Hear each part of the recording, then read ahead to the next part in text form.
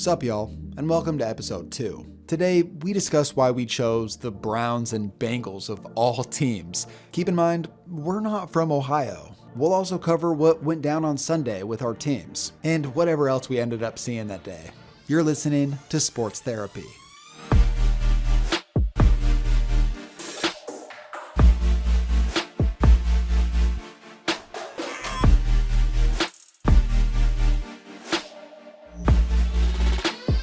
Yo, welcome back to episode 2 of Sports Therapy. Me and my boy KTO are back. You can already see we wrapped out, man. We got the jerseys on.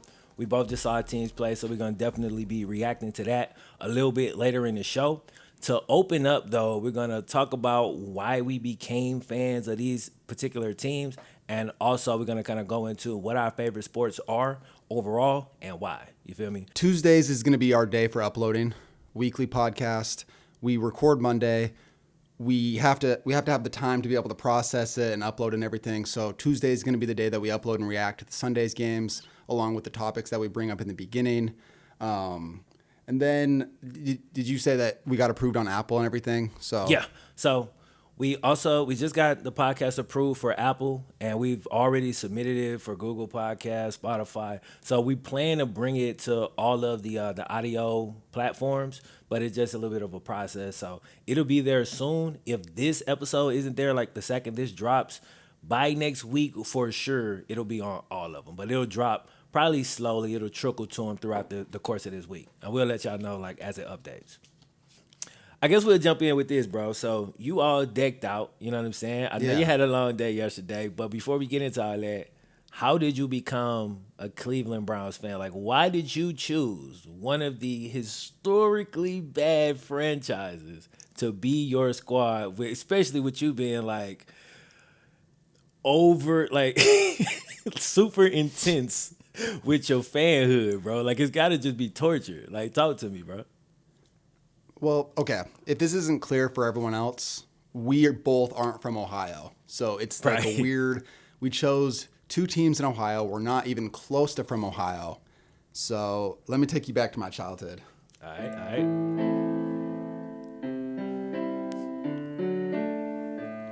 Yo. I hurt myself today. Okay. Anyway. What? So when I was a kid, I grew up loving just sports in general. This man is dramatic. Yeah. No, you know me. I mean, if you see my videos, that's how I am. Super fucking dramatic. Go ahead, bro. You know, I grew up just obsessed with sports team uniforms, color schemes, all of that. And one of the first things I started doing was making these like cutout helmets and like drawing helmets on like construction paper. And there's a picture of me when I'm like 3-4 years old, and I just put it on the wall. It was an orange helmet. It was clearly a Browns helmet that I had cut out, and it was my first like artistic side of myself coming out. And I was always attracted to the color orange. Don't know why. It always spoke to me, and I don't know if that sounds weird or whatnot, but it wasn't like my logo is orange. It's not because of the Browns. It's because I just love the color orange and white and everything, and just the brown, orange, white color scheme I've always loved. It was always the combo that people gave me like crap for. Yeah. But I always loved it. Like I always thought it looked good. Yeah. So I always had like this passive fanhood growing up, like in my early childhood. But into my teenage years, I grew an emotional connection to the Browns. They became sort of my spirit animal because I was so hard on myself. I was super insecure. I felt like I was against the world a little bit, like it was me versus the world at all times. Yeah. And that was the same time when everyone was making fun of the Browns. Everyone was giving them crap. They were always struggling. And I'm not that type of guy when there's a guy down over there and everyone's, making fun of him. He can't get out of his own way and everyone's just giving him crap. Yeah. I can't just join the party of that. Like, it doesn't feel good to me. Right. And so I've always just had their back in that sense. Like, we're gonna get through this. We're gonna eventually find a way to overcome this, and it's gonna be so much greater than the teams when you just jump on a bandwagon.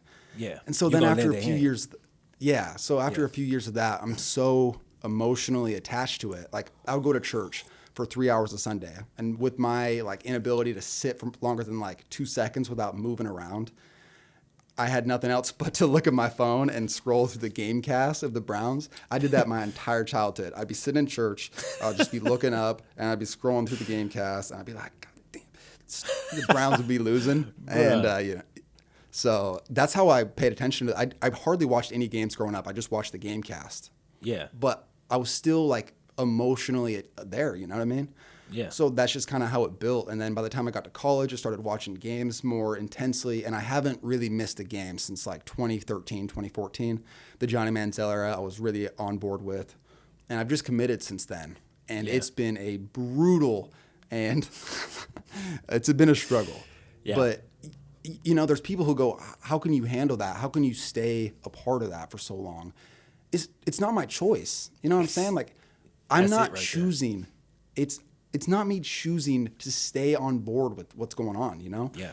It's just I'm so far in deep that I can't change now. Unless I try to block it out and pretend like I don't care. Like, that's not going to happen. So, you know, you look at why I would choose a team why I would jump on a bandwagon of a team that's not good, never been good, and doesn't look like they're going to be good. It doesn't make sense, but that's how it was for me. And I'm going to turn it over to you because it's also interesting. Like, why would you choose the Bengals of all teams from where you came from? Yo, first off, that story is crazy, bro. Like, that story is wild, bro. It's almost like you was just destined to be a Browns fan. Like, you was born a Browns fan before you even knew who the Browns was. Yeah. You know what I'm saying? Yeah. That's wild. All right, so my story is way different, right? First and foremost, I am originally from Mississippi, of all places, right? As you know, Mississippi does not have a team. So I was a free agent from jump, right? Now, my dad is a diehard Cowboys fan. Cowboys replica helmets all through the house, all the jerseys. I was decked out in Cowboys gear growing up. You know what I'm saying? And I've always kind of had a soft spot in my heart for the Cowboys, but I never felt like that was my team. Like, that's my dad's team. You feel me? On the piece of land that we live on, it's my house, then there's my granddad's house, and my uncle's house. Then we walk back and forth from these houses without knocking. It's like one big ass house. You feel me? My uncle, Eagles fan, diehard, go crazy. My granddad, Dolphins fan. Okay? And so to me, every male I know in my immediate life all got different NFL teams. So that's kind of like a rite of passage in my mind. Nobody's giving me this information. I'm just making assumptions and then just jumping as far as I can with it, right? So I'm like, okay, I got to pick a team. So I start searching. Now, I played wide receiver from the time I started playing football, right, until college. I moved to tight end. But so I always watched the wide receivers. My dad put me on Jerry Rice and Michael Irvin when I was young. And, you know, I like those guys. Yeah. In comes Chad Johnson. He got the gold teeth. You feel me? He looked like one of my cousins. Like, when I go to the family reunion, that's what my cousin looked like. Chad Johnson. Just like him. Yeah. Dressed like him. Like everything, right? Talk like him. He got the Southern dialect. You know what I'm saying? I'm like, yo, I identify. You know what I'm saying? This is my dude right here. And he played the position I play. So I really just get really into Chad. That's how I get into the team, right? So I'm following Chad, and eventually I start to learn the rest of the receiving corps. Okay, man, Houshmandzadeh, like Chad's footwork is ridiculous. But yo, Houshmandzadeh, like you could tell his core is real strong. What he get in and out of his breaks is different from Chad, but he's still super effective. Chris Henry, long, lean, stretch the field as Z receiver. I started learning like different types of receivers, and I get really into it like that. This is middle school, early high school. Time goes on, bro, and I'm just a passive fan at this point still. I'm playing football myself. I'm not really thinking about the NFL that heavily. Like, you know what I'm saying? My fanhood ain't that strong at this point. I go to college. I play ball. Every now and then I catch the Bengals on TV.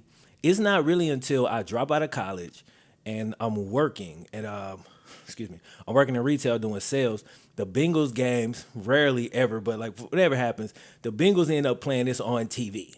And I'm so invested. And I'm like, why do I care so much? Like, you know what I'm saying? I don't even understand it. But I'm pissed off when we losing. I'm super happy when we winning. I'm in a store in Baton Rouge, Louisiana, shortly after the Saints won the Super Bowl, not too long after that. Nothing but Saints fans. They hate every time I turn the Bengals game on. They going to sleep or faking like they're going to sleep. You know what I'm saying? Giving me crap constantly, but I didn't care, bro. It was just like this lone wolf from Mississippi living in Louisiana who was a damn Bengals fan. I don't know where it came from. I started learning more and more and more about the organization. And by the time y'all see me on the internet, I'm already, like, I'm full go. I'm already Bengal geared out. I've been getting ridiculed for this for years amongst my peers. So I'm used to it. You know what I'm saying? And it's so funny because I'm really not sure when it happened. But I just looked up one day, like I said, I got into the team young, and I looked up one day, and I was emotionally invested in everything. I was emotionally invested when they win. I'm emotionally invested when they lose. I care about who we dropping, who we picking up, who we drafted, you know what I'm saying? And I'm like, damn, I'm a Bengals fan. Cool, you know what I'm saying? And I'm a loyal dude. Like, anybody know me, bro? If I'm down with you, that's it. Like, I will ride, like, to the end. And so that's basically where I'm at. And that's why I've been all in. I'm still all in. I'm going to be all in. You feel me? Yeah. Who that? Yeah. God damn it. Dude, I respect your loyalty so much because I feel that way about, that's how I am. And I think we both realize that about each other. We're so loyal to the things that we've grown attached to. Right. And so I think that makes being a fan so much better, though. Like, it does.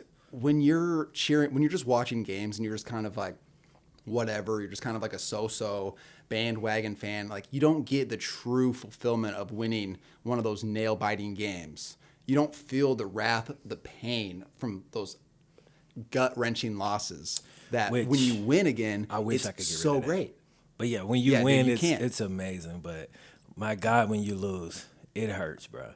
It hurts. You cannot have the greatness of those wins without the gut-wrench losses. It's a fact. This is the balance of life. Can't. That's how things work. You feel me? Yeah. Yeah, and if you sit in the middle too much, there's not enough. There's not enough there to keep you passionate. Passion is everything when it comes to football, man. And I learned that very young. So Facts. Yeah. Facts. Boom. So, with that being said, so Brown's your favorite team. I'm assuming that, well, I know you ran track in college. Yeah. Like, what's your overall favorite sport? You know what I'm saying? And why? Yeah, so, growing up, I grew attached to football right away. And I love all sports. Like, my first word, according to my parents, was basketball, according to them. Don't know if that's true, but that's what they say. Yeah. I just loved just ball games, man. I always just loved moving around, running around. But when I started playing football, it was the feeling of it, like a Saturday morning game when you're 7 years old playing flag football. It just felt special, more special than going to the gym, more special than getting on the track, going on the baseball diamond. There was something else there. And then when you get your pads on for the first time in that helmet, it's the most glorious feeling in the world. You look in the mirror with, you have your gear on and you see like a gladiator in the mirror. Yeah. And that feeling of like you're ready to go to war and you're like 9 years old. Like, I just remember how that felt. It was so special. And it helps that I was good. Like, I was one of the better players on my team, scored a lot of touchdowns. But getting to those games and then being on the field for however long it was, hour, 2 hours, 3 hours, the emotion, the passion that I felt while out there, just it felt like a war zone for however long. And the atmosphere, the intensity, like like going back to the losses, man, I would cry after like heartbreaking overtime losses that like cost our teams the playoffs. I'd be like 12 and it would be the worst thing. It'd be just nightmare.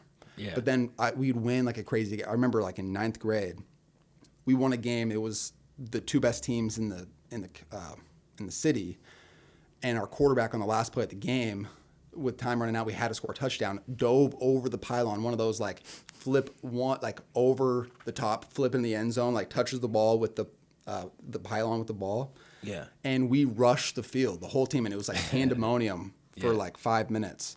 And but the emotion that you get from football, like that gladiator type of like you hit heads, like I'm weird, man. You call me a masochist, I don't know what it is. But when I get hit, when I get rocked, I love it. It brings out like the crazy man inside me. I'm like, let's do it again. Let's see what you got. Bring it. I'm ready for. I was always the smallest guy on the field, right? Yeah. So you light me up. It's like Rocky. It's like I'm coming back. Let's see what you got. Yeah. So I loved that. And I loved the elegance of like juking guys out too, like getting the ball, bounce it outside, hit a move on a guy and go the distance. Like I was obsessed with that. I just loved everything about it. I loved crazy. Yeah, I loved the elegance of like that outside game. That was more of my skill set. But then I loved the hitting, like the hits. Like it didn't happen very often, but when I lit a guy up, it feels good, man. You don't get that in other sports. Yeah. Like you just don't get that same physicality. So A tier, that's football for me. It's like an A tier sport. Okay. And I loved basketball. I love to go play basketball still, but it just doesn't reach the same level of emotional investment that I get. And then I did track. I was a very talented sprinter. Got a scholarship to do college track. But it's not the same emotional investment either. It's an individual sport. It's about you, which is great for a lot of people. But the team aspect, when you get all of these dudes on the same page, you get a guy that's like 6'5", 300 pounds. Then you get another guy who's like 5'8", 140. Then you get like the baseball kid who's the quarterback. And then you get like some tall, lengthy kid who can high jump. You get him at receiver. You just get all these different types of dudes. Put them all together and you come together to do something greater than yourself. So that's why football is the best for me. Yeah. I would say that is probably the dopest thing about football is the variety of people that you get in a locker room. You know what I'm saying? Because you're right. You're getting all type of skill sets, sizes, shapes, backgrounds when it's football. Basketball, a lot less so. With that said, basketball, because I've been in both locker rooms, basketball locker rooms are way more close-knit in my experience because it's fewer people. And usually you guys are a lot more similar than football team have cliques, right? Yes, you know what I'm saying? true. Like it's a bunch of small individual groups on a team. It's too many people for everybody to be tight. It just, you know what I'm saying? It don't work out. Yeah. So, there's that. Of the two sports, I probably can't pick my favorite, bro. Like football, my favorite sport to watch. I'll watch any NFL game. I don't care. If it's on, I'll watch it. Basketball, I watch stars. That's it. Right? If LeBron playing, okay, Kawhi, like who playing? You feel me? That's how I watch basketball. So when it comes to the product, like watching it on TV, I would definitely say I prefer football over basketball. The problem with football, bro, is like when you done. It's like it's over. Whereas with basketball, I'm 32 and I'm still getting better. Like I'm still fine-tuning my game. I could go to the court. I don't need nobody. I don't need no quarterback. I don't need no pads. All I need is a ball that I ordered off the internet. You know what I'm saying? They brought it to my door. And then I just go to I find a court and I go and I get to work, And so to me, like I still do that like probably 3-4 times a week. It's like almost like a meditation, bro, because I think anybody likes, but like I'm addicted to progression, getting better. And so like if today I go and I'm working on my pull-up jumpers, I got to go 8 out of 10. If I can't go at 8 out of 10, I'm gonna be out here all day. Now I'm getting cardio because I'm tired. You feel me? Because like I just went 7 out of 10 because I choked the last shot. Now I'm mad. Run my little up and down. And so like for me, like basketball, bro, it goes so deep, like on a like from a concentration. Like a concentration standpoint, like I get so much out of it. I can go to any court, anywhere, and kind of speak that language, and instantly, a bunch of dudes I don't know, because I'm not like the most social butterfly of a person, but on a basketball court, bro, I can talk to anybody. Like, you know what I'm saying? Like, boom, and form friendships. And so I really enjoy that about basketball, whereas football, when my college career ended, there's a few times like I was back home and my boy who played quarterback in high school will throw, you know what I'm saying? And especially me, I'm a receiver. So like it's hard for me to really work. I could work on route running and stuff like that, but running routes when you're not running it against anybody is, I ain't gonna say you can't get nothing out of it, but running up against somebody is a whole lot different. You can't just find a pickup one-on-one football game. Like you can't find that, And so that's my issue with football, and I think it's why basketball has endured for me for so long. Yeah. Also, I'm from a basketball family. And so, Yeah. like, everybody in my family, other than my dad was a football player, but, like, my brother, my uncles, like, everybody I grew up, my nephews also, we Yeah. hoopers, or they're hoopers, right? Yeah. I was like a hybrid, you know? And Yeah. so, yeah, I just always had that love for basketball, man. I think it's a sport that doesn't get its due. Like, as far as, like, the physicality of basketball, I really don't think a lot of people who haven't played, like, on a high level understand, like, yo, what are you talking about? Like, all them weak ass fouls you be calling at the park, yeah, that we don't call that, bro. Like, you know what I'm saying? Like, that ain't no foul, bro. Get up, bro. Like, make sure you finish that. And so, I really got a soft spot in my heart for basketball.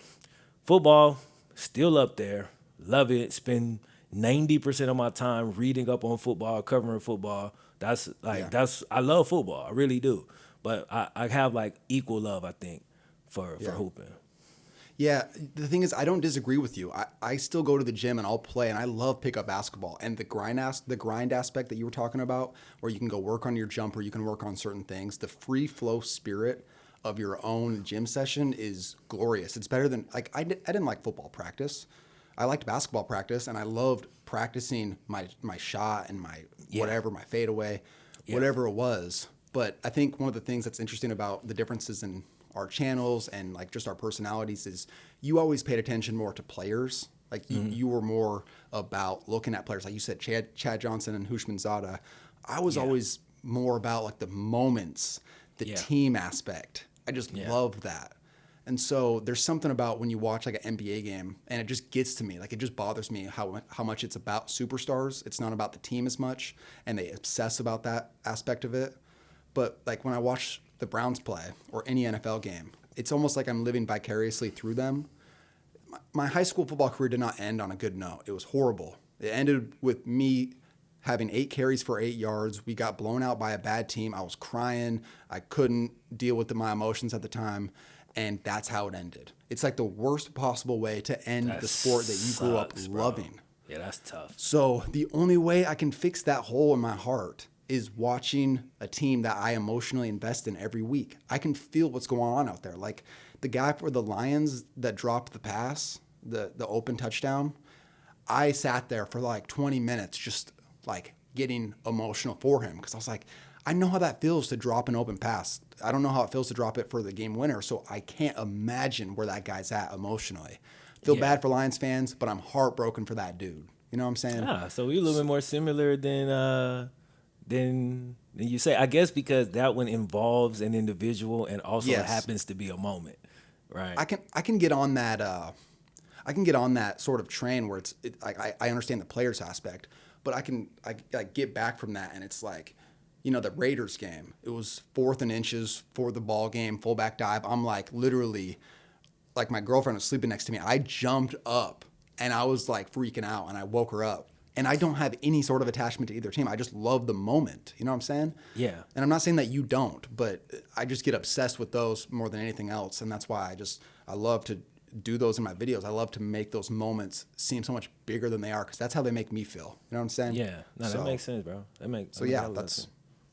That's where I stand on that. I feel you. And I'm gonna say this real quick. I just always feel like, and because I'm into the moments, not as much as you, but I'm always interested in like almost, how you zoom out, I zoom in, right? Like we can both do each thing, but like I think I appreciate the zoom in a little bit more. You appreciate the zoom out a little bit more, right? Yeah. So you would look at that whole moment and be able to kind of capture everything that's going around, around that. I go like, let me zoom all the way into this dude that dropped this, right? I want to go back to his high school. I want to see what other moments, how many other times have he been in this situation? Has he come through, right? If he did come through, what happened? If he didn't come through, what happened? And like, how do I think that has affected him mentally, that put him in a position to drop this pass? And how do I think, based on his mental makeup, he gonna shake back from this? Like, is this gonna be something that now hunts him and can continue to be a problem? Or is the next time he gonna snag that bitch, you know what I'm saying, and put it up and boom, win the game? You know what I'm saying? So it's just interesting, bro. 2 interesting ways to kind of look at it. And that's probably the dopest thing about football is there's so much going on. Like, you can have 2 channels about football it's like two different, you know what I'm saying? Yeah. Like almost two different aspects of it because there's so much happening out there at the same time. I agree. Yeah. I agree, man. And I think it's a good way to wrap up the first section of this. I think you All right, cool. perfectly. Yep. It's time then. Cool. It's time then. It's time then. I'm going to reset my camera. Ah! I'm so sorry. Go, My camera's on go. like. Go. Okay. We're good. We're You good. got it? We good? We good? We Yes. money? Roll into it. Them Cleveland Browns, bro. How you feeling about them boys out there in the land? They went out that thing and laid an egg against the mighty Baltimore Ravens. And I got to know, how KTO feeling, bro? I saw a little something on Twitter you were saying. Yeah. How you feeling, man? You know, I had a long moment with myself last night thinking about it. The thing is, everyone overreacts to the week one, and what I saw this morning, I feel like there's a major overreaction. Yeah. I was upset about some things, but I'm not upset about the loss, not even the blowout. The thing is, you took a Ravens team who is ready to contend for a Super Bowl, who's been together. That offense is unstoppable. I don't care what defense you put them against. The Browns team is a new coaching staff. I already said this. I predicted this on the first podcast. I said they're probably going to get blown out. did. I'm not shocked by that. I guess I'll just roll into what I'm upset about. I was watching that game, and okay, you know when you're playing football and it's like two-a-days, and then you start getting ready for the first like little team scrimmage, and it's like the watermelon scrimmage. You know, the parents can come by. There's going to be some watermelon on the side, and we're going to watch them play a little scrimmage game. Yeah. That's what that game felt like. It felt like watching the first team beat up on the second team and just like getting pumped. And you see those poor second team guys just kind of walking off the field, dropping passes. Oh, I guess we'll just get ready for next week. Yeah. It felt like there was no passion from the Browns. And I get that they're trying to establish a new, like, stay even keeled because they'd get too high last year and then get punched in the mouth and get too low. Yeah. So I can understand that they're trying to establish a new mentality. Mm-hmm. But it was like every time they would show off one of the dudes, the look on their face, it looked like they were defeated before the game started. Even after like good plays, it was just like there was no emotion. I was bored. Like my girlfriend was watching with me, and she gets into games, man. And she was asleep in the third quarter, and I had to switch the game because I was like getting drowsy. I mean, it was a bad game by then. But I turned on that Raiders game, man, and there was an instant like electricity that went through my body. They were hitting hard. The guys wanted it. It felt like legit. And it made, because I was getting worried. I was like, this isn't a Browns game. What is this? I'm not even excited right now. And as soon as I changed the game, that football like spirit came back into me. So I think it was a terrible week one matchup for the Browns. I think we're going to see a new team moving forward. I think there was just too much that they had to try to get together in their first official game with a new coach, new coordinators, new pieces, new offense. The offense did not look anything like what it did last year. And I'm actually excited because I liked the potential of it. Because last year, Baker would drop back, deep dropbacks, and get sacked like 10 times a game. It was so bad. I didn't see that kind of stuff this game as bad. There's some issues there. Baker, there's some concerns. And the last thing I want to touch on is Odell. I think a lot of people are really off the Odell train right now, and I can understand it. I'm not even sure where I lie, but I realized something. This is obvious. Dude, they don't take the cameras off that guy. He drops a pass, and they're like in his face. They go to the sideline. It's the Ravens are on offense, and they're like in his face. He's a star. What'd you say? He's a star. I know, and he but it's wanted like, to be a star. I love Odell, but I'm saying now you can't say I want to be a star, and then when you become a star, be like, oh, you know what I mean? Like, that's, Odell, that's my dude, bro. Real talk. But I'm saying he wanted to be a star. He is a star. And that's just kind of what comes with it. I understand, man, but I think it gets blown out of proportion because I think he didn't play good. I think he was not there mentally. I don't know if it's from the off the field stuff. But I just don't think he was ready for that first game. But I think it's getting blown out of proportion. I want to see what happens over the next few weeks. Yeah. Jarvis and Baker in their first year were okay. It was kind of like there was something to be desired. Like you wish there was more there. And over time, it seems like they've built a better connection. They had a good first few catches, but then I don't know what happened in the second half. But I can see it working with Odell. They just have to give it time. There's a new offense. They don't even know who they're going to attack with because they were down so much by the third quarter. Like, you change your game plan. And that's what people don't get about blowouts. You know what I'm saying? Like, that game was 10-6. The Browns had the ball. They were driving. It was 3rd and 4, something like that. They throw a crossing route to Odell, and he drops it wide open. Yeah. It was a gut-wrenching play. And then, obviously, we have the worst kicker in the NFL. He blows it. It's awful. And then the Ravens take 40 seconds to go down and score right before halftime. Boom. 17-6, deflated team, deflated locker room.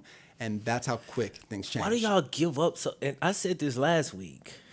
Y'all so weak. Like, you think they gave up after that? I don't think they gave up after that. 11 I think points they gave up after the over? next touchdown.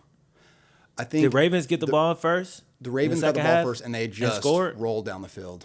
Well, actually, I think they got stopped. Browns got stopped, and then they went down. I can't remember. But they went and scored, and once it was 24-6, it was the nail was in the coffin. And, yeah, I agree with you. I think that's not a good look if they're giving up that quick. So I don't know how I feel about that yet, but I'm not selling the stock. You know what I'm saying? I'm not selling the stock because we just played one of the best teams. We agreed on this. The Ravens in week 1 are their record. Someone sent it to me. Like, of the last 3 or 4 opening days, they crush people. They got it together. Though. That's not the issue.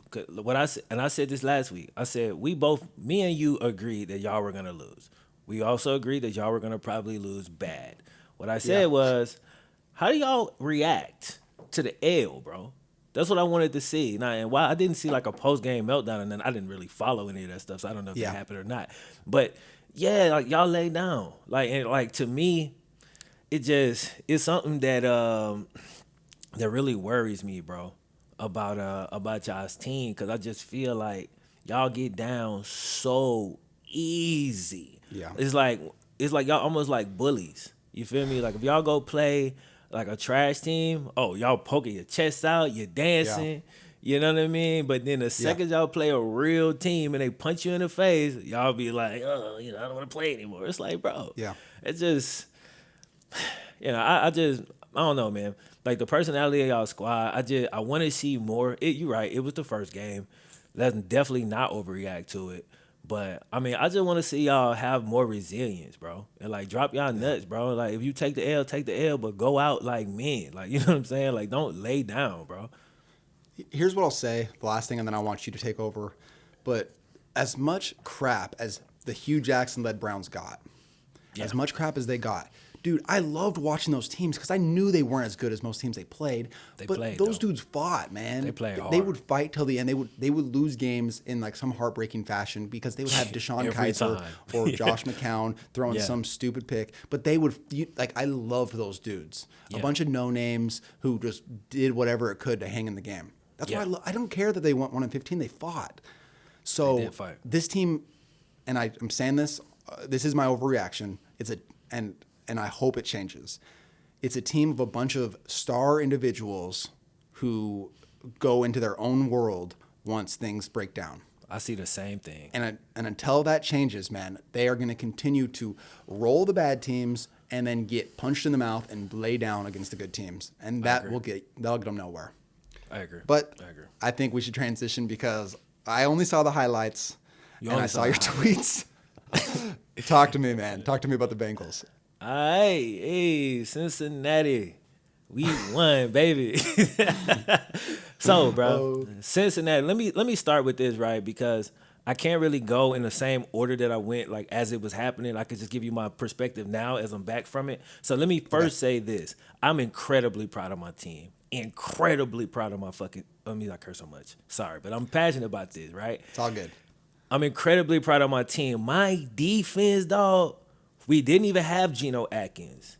And DJ Reader, the D tackle we picked up, got hurt like in the second or third quarter. And he was out. So we're down both of our D tackles. Our defense was coming down laying hats, bro.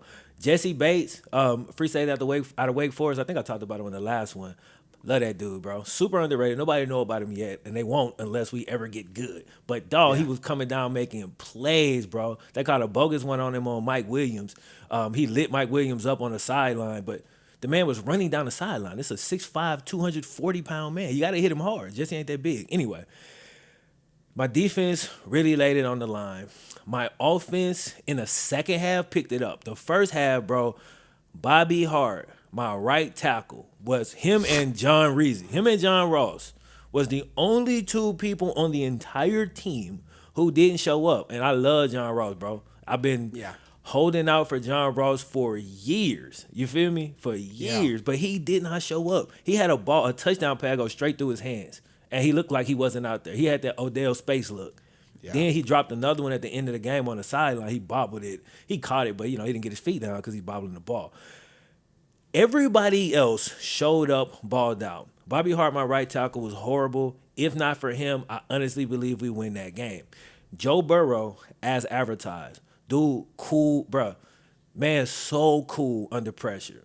He was getting rocked in that first half. He got hit 6 times. He got sacked 3 times. Okay, not crazy numbers, but in that all pretty much was all in the first half. He was getting smacked for a rookie. He was finding a way, bro. He never lost his composure. He never hung his head. Like, he ain't never do none of that. He kept fighting and kept finding a way, and we had a chance to win that game at the end. He drove us all the way down. Well, before he drove us down, he threw a shovel pass interception to Melvin Ingram. Terrible play. Yeah, I saw that. We was down 3 at the time. Terrible turnover. The time before that, Joe Mixon, who hasn't fumbled in 3 years, fumbles. So twice, when we was down 3 points, we've turned the ball over and put defense. But our defense, they held them to no score on both of those turnovers.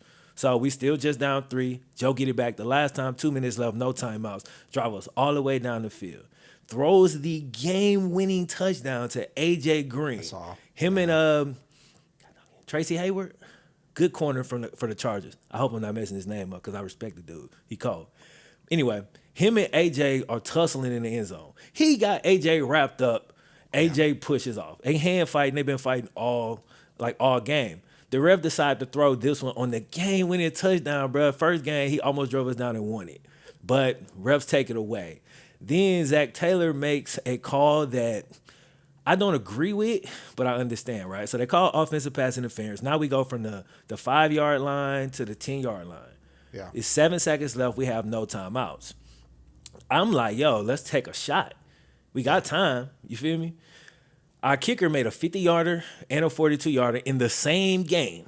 He never misses from 40 and in. But the second they took Joe Burrow off the field, I said, damn. And everybody in the park was like, y'all good? I'm like, bro, Joe Burrow, he different, bro. Like, once you take him off the field, bro, I just knew. I felt like that old Bengal spirit was going to take over my team. And, oh, my God, did it. The kicker pulls a hamstring while kicking. Like, what is that? Like, bro. Like, how does, like, what is our luck, bro? What is our luck? The kicker pulled a hamstring while kicking the game-winning chip shot field goal, bro. It's like a 27-yard field goal. Pulls a hammy, smokes that thing way to the right. Game over. And it took me a minute to get over it because, one, I felt like the refs kind of stole it from the rookie. And look, granted, he overthrew John Ross for a touchdown earlier. John Ross still should have caught the ball. Then he overthrew AJ terribly for a touchdown. He turned it over a couple times. He a rookie. He's going to make mistakes. So we had opportunities to win the game. If I'm a player, that's what I'm looking at, right? I'm not saying, the refs did this if I'm playing or if I'm coaching, but I'm a fan. So forget that. Yeah. You feel me? The refs stole it. You feel me? We had some opportunities. We turned it over too many times, but I felt very good with what I saw, man. I saw a dude. I didn't even talk about the 49-yard touchdown run. That was, bro. Did you see that in the highlight? The Burrows run, yeah. Did you know that was an audible? I did not know that. Our coach, I watched the post-game interview, and Zach Taylor was like, yeah, he audible to that. He saw the way the defense was lined up, audible to that, because they was rushing so heavy off the edges. Yeah. And boom, straight up the middle, wide open, waits on the block, sets it up, and run up. Like, bruh, like, to make a play like that in your first start ever is like, it let me know that this dude is what we thought he was. It's why his name has been pinned to the top of my Twitter since like last September. You know what I'm saying? because this is what I saw, and this is what I thought I saw. So I feel very good going forward. While I'm heartbroken about us not getting that win because our schedule is pretty damn tough, and wins not going to be easy to come by. That Chargers team defense was very good. Their offense, while they got weapons, their offense just wasn't that great. You know what I'm saying? Tyrod Taylor, he offered some challenges for us because he's mobile and stuff like that, and Mike Williams is a mismatch problem. But we held Keenan Allen pretty quiet. Eckler didn't really do much. You know, my coverage, but my defense looks so damn good. Like, I'm very proud of them, dude. But you know, it just wasn't enough, man. It wasn't enough. You know, it's a heartbreaker, so man. So Bro, when I saw the highlights, that kick, man. I saw the comments talking about it. It's like, what if he was just so embarrassed about that kick that he instantly went for the injury, the fake injury? Like, it's possible. It's possible. It's very I'm not possible. ruling it out. But I'm just not the type of person to really jump on that to feel better. To jump on kickers because I don't trust them and I don't have like high expectations for them. So I'm that You're type talking of to the yeah. Well, yeah. I mean, and you understand this. So it's like when a kicker missed the game winner, I'm like, yeah, yeah. I figured that we should have. Because I really just don't have high expectations for kickers, bro, and especially in those situations. And even though he had hit two clutch, well, not clutch because it's the middle of the game, but a 50-yarder and a 40-something-yarder that same game, I had zero confidence when he walked out on the field. When Zach Taylor sent them out, I was like, yeah, we lost. You know, but he was saying that we didn't have no timeout, so he didn't want to put Burrow out there because he knew if he got sacked, that's game. And I'm like, I feel you, but like, bro, let's run a fade. Like, we got big-ass receivers. Put AJ over here and either Auden Taylor or Higgins over here, take a quick shot. Like, we got time. And so I really thought, like, our coach kind of, he shriveled up a little bit, and he made a call that I don't agree with. And, you know, it didn't work out for us. I just wanted Joe Burrow to have an opportunity to win that game because if you play Madden, like, dude, X Factor was glowing, bro. The X Factor was glowing. He was ready. He was moving. He was hot. He was on fire, bro. He was doing what he do. This is what Joe Burrow do, bro. We seen him do it at LSU too many times. Yeah. And you take him off the field, like, let him kick the field goal. At that point. Let Joe kick it, bro. Like, he can kick, you know what I'm saying? But, yeah, it hurt, bro. I went and hit the weights after that, dog, because I couldn't even get over it, bro. But today I'm better, man. I think we'll look better. So, anyway, this week, our teams play each other. Okay. You know, we ain't gonna stay on this for too long. We'll talk about it afterwards. But I do want to get like let's have a quick. What's your expectations? Talk to me. But despite what happened on Sunday, I feel good. I feel good. I feel very good. Okay. And you know, if you want, why do you feel so get into it now. I don't think I can reveal anything until we officially talk about it. So it's now or later. Do you want it now? I'd love to, because like the next time we talk, it's going to be after the game. So okay. Right? Yeah, because the game is Thursday. I think that we are going from an A tier opponent to a C tier opponent. Okay. And that's not disrespectful because you guys are figuring out. like you mean you don't mean any disrespect. You can't tell me how I feel about what you just said though. Yeah. Okay. All right, go ahead. Anyway, I'm just playing. But no, I mean I think the Browns are going to come out and I think they're going to be pissed. I think there's going to be a huge bounce back. I think the offense is going to look much better. I think they're going to control the tempo of this game.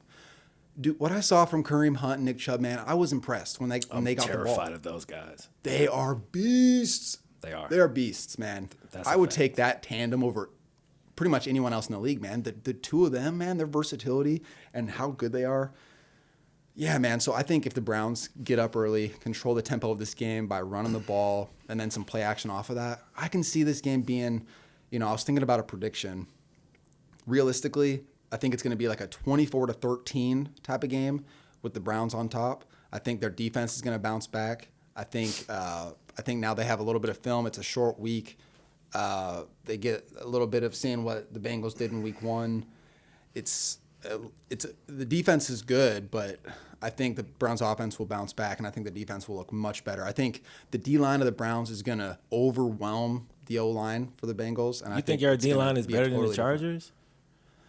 It's close. I mean, what I would take Myles Garrett over Ingram. Bosa, you got Joey. You would take him over Joey Bosa? Okay, it's a rival. It's okay. Yeah, Ingram probably is better than the second best guy on the Browns for sure. Okay, don't start with Ingram. Let's start with your best guy and their best guy. So you got Bosa versus Garrett. Let's call it a wash. Great. Yeah, it's a wash. Then you got Ingram and then Vernon. Vernon hasn't impressed me enough yet, so I'd give the advantage to Vernon. But the D tackles, then you got Ogunjobi and Richardson. Ogunjobi is a fucking dog, bro. Ogunjobi is cold, bro. I was like, yo, a beast. He is. He's a beast. Like he is. Him and Richardson just stuff the middle, man. You cannot run against those guys consistently. So I feel a lot better about the rush defense. I'm not saying that Joe Mixon's going to get stuffed, but I have such more confidence in the run defensive line aspect of it than in years past. Yeah. So I feel good about that aspect of it. And so if the Browns can stop the run, I don't see Joe Burrow lighting them up. I just don't. Maybe a touchdown, but that's probably it. And I see the Browns getting in front and handling the game. Okay. Controlling the clock. Now, let me say this real quick. I have to preface because, it makes a huge difference. Like, it's not a cop-out at all. It makes a big difference. I don't know if Geno Atkins is playing yet, right? That does make a DJ difference. Reader went down. Now, they said it was cramps, so he should be fine. But if those two guys aren't out there, it's over before it starts. Like, Kareem Hunt and Nick Chubb are going to destroy us if we don't have our two starting D tackles. Like they would any team in the league if they didn't have their starting two D tackles, right? Yes. If those guys play, we're still going to have a long day with Chubb and Hunt. Who's going to beat y'all is Baker and Odell. See, yesterday, what Chubb have, like 16 carries? He had 10 carries. Right? And I know y'all got behind. I understand y'all got behind. But it's like, bro, I just really feel like y'all want to be somebody else. Like, y'all want to be like the Chiefs. Like, that's how Baker act. Like, he want to go deep. But it's like, bro, you played at Oklahoma, bro. Throw the crossing route. Just throw the drag, bro. It's open. Like, you know what I'm saying? Yeah. And I don't know if he's ready to really buy into that. He's going to want to come into Cincinnati. Or I don't even know where we play. It's Cleveland. All right. He's in Cleveland. He's going to want to make a statement. We little brother. We ain't nobody. So he's going to think he can come out and just bum us to death. Now, if those Hail Marys work, it's over. But if they don't work, and I don't think they will because my DBs are pretty good, then y'all going to have to, I think y'all going to be in for a game, right? You're going to come out. Y'all going to be real high at the beginning of the game like y'all always are. But if things don't go y'all way early, I think y'all going to fold up. Even if y'all take a lead, like say y'all go up 14-0, y'all still going to all right, we good. And y'all going to lax because to me, y'all just don't have that gear to keep piling it on. You know what I'm saying? I just don't think so. And we'll see. I could be wrong. I don't anticipate Joe Burrow scoring less than 17 points. We should have, bro. Like some of the throws he missed, I don't think he'll ever miss again. We missed 2 wide open, 50-yard touchdowns. Wide open. That Chargers defense is nice. They're really good, bro. They didn't have Derwin, but, they're really good. And the way we played in that second half, I think we'll look a lot better in this game. You talk about having no preseason, none of that stuff. Again, this is my guy's that was his first start ever. That first half was rough. But we was in the league. We still was in the game. You know what I'm saying? Had an opportunity to win, and we made so many mistakes. I think we'll play better on Thursday. And I think we'll have another opportunity to win the game. Will we win? I don't know. But I think we'll be in it. And I think we'll have a chance to win. And then we'll see what happens from there. All right. Yeah. I'm excited, man. I really am excited. I think it's going to be a good game. That's only if my D tackles play. If my D tackles don't play, for the record, I don't think we have much of a shot. Just honestly, I don't. Because y'all run game is really good, bro. Your run game is really good. I'm hoping that's true moving forward. Bruh. Dude, it is good, but if you Chubb can't run the ball because you're losing. And Hunt are I was watching that game man, those dudes are nasty, bro. That's a nasty duo. Yeah, I only got off my couch and fist pumped and yelled 3 times, and it was every time they got the ball. Yeah. It was only when they got the ball. Yeah, for sure. Anyway, should we talk about the other games?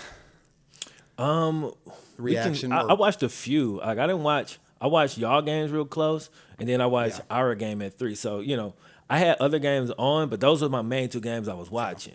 The other game that I was kind of paying attention to was I wanted to see how Cam was gonna look. So I watched. I had the Patriots game on like on the side. I was very. I mean, they played the Dolphins, but I was Yeah. very pleased. Like I like how they used Cam. Like they used him in a way that made me feel like you know what he's gonna last throughout the season. Like unlike in Carolina, he's not getting banged on every play. He don't have to Yeah. do all the heavy lifting. He's got some good coaching that's gonna put him in some good situations. And yeah, man, I like what I saw. You know what I'm saying? I saw Brady? like Brady. See I Brady didn't play? see that game. I didn't see it because Yeah. they played at the same time as us. So when we played, I just had my entire screen just us, and I didn't look at Okay. none of the other games. So I my understand. I did the partners same was thing. watching it, so I was hearing about it. I know Brady didn't play Yeah. great. I know he threw I saw that pick 6 highlight, but I didn't watch that game. Yeah. Unfortunately, why wasn't it prime time? I wanted to watch it. I just feel like people are on this like, oh, the Patriots are proving that it's Bill Belichick and Brady's gonna suck this After year. 1 And week, that's like when the that's like Patriots play the running Dolphins and they overreaction. play the Saints, Yeah, I think that's it's ridiculous. stupid. That's So, and I know that's like how people are. People overreact. So I'm not going to act like I'm high and mighty for not overreacting to that. But I'm excited to watch Tampa Bay, man. I think their offense, Hell the yeah. potential, like he threw some balls that just looked so beautiful, and like Mike Evans on deep balls and stuff. I just really like the potential of that offense and just watching them. I'm with you. I'm with you on that. And, I think you the know- Saints have a problem. Like I think Drew is over the hill, bro. I really do. Yeah. Well, Like, did you he's see the? throwing 1 yard passes. I'm like Drew. You know what I'm saying? Like I don't know, man. Like he made a few plays, but I'm like through the course of the season because I lived in Louisiana for so long. My wife's a Saints fan. My friends are Saints fans. I watched a lot of Saints football throughout the years. Yeah. His arm is almost like completely gone usually by week 6 or 7. Like over the Yeah. last 2 or 3 years. And I'm just, His Nerf gun. yeah, man. So, and this was week 1. So I'm just like, I don't know, bro. I don't know. The Saints are amazing, a great team. I just don't know if Drew still got enough to get them to where they're trying to go. Yeah. It's interesting looking at Brady and Breeze because it's like as if Brady constructed his throwing arm, like how it looks when it comes out, because he puts like these deep balls that just look beautiful and effortless. Yeah. Whereas like Breeze has this kind of like, I don't know anything about quarterback mechanics, so take this with a grain of salt. But like when he throws it, it like doesn't look like there's going to be much oomph behind it if it's going deep. Whereas when Brady throws, it's like this smooth, effortless. Yeah. And it just, I believe in it more. I believe in Brady's arm more. I'm stretching. I'm jumping a long way and just jumping to conclusions. But we all know Breeze had the surgery on his shoulder, and I wonder if like there's like a lack of pliability there. You know what I'm saying? And like Brady, we all know he on the whole TB12 joint and working on extreme flexibility and all of that type of stuff. And you can really see it, like you're saying, in their throwing motions. Because like you say, Brady's throwing motion is so damn smooth, bro. It's like a good golfer.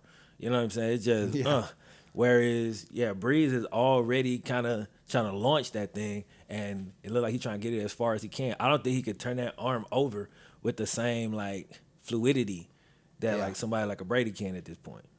Which ain't a knock. The man like 42, 43 years old, and he had shoulder surgery. So I ain't trying to knock him. This is what I see though. You know what I'm saying? They're in uncharted waters right now. Like, for no one's sure. done this. For sure. So, this is one of the last things I want to say just to get this out. I don't want there to be an expectations for the viewers to think that we're going to cover every game and have analysis for all your individual teams, because I've already seen some comments about that. Like, we watch our teams and we will watch other games and get bits and pieces of stuff, but we are going to be focused on our teams and what we want to talk about. And if we happen to talk about other games, that's just, so be it. But there's no expectations the ones for us. that interest us. Like, because we're not like the national media where we got to try to cover every team and then do a terrible job of covering like all the small market teams. They don't be knowing nothing about the Bengals. Yeah, That's hilarious. yeah, they pretend like they watch the Browns. No way. Yeah, they have no clue what's going on. So, yeah, bro. I mean, I think that definitely shouldn't be like the expectation that we just gonna be able to go through every single thing that happened in every single game. Because, like, I watched the end of the Cowboys Rams game. You know what I'm saying? But I only saw the last quarter because, again, I was at the gym trying to pump out anger from that L that we took. Yeah. You know what I'm saying? And I came back and caught the end of the game. I got 20 seconds left on my timer. Should we keep it going, or do you want to end it? Yeah, we'll go ahead and end it, man. So this was episode 2 of Sports Therapy, man. I hope y'all enjoyed it. You know what I'm saying? Next week is gonna be really good. Our teams are playing each other, so you definitely gonna get reactions to that. Make sure you follow us on Twitter because you probably gonna get some little early reactions, especially if it go well for me. We'll see how it goes. But anyway, man, thank y'all for watching. Thank y'all for listening. We're gonna catch y'all next time. Sports Therapy. Peace. Peace.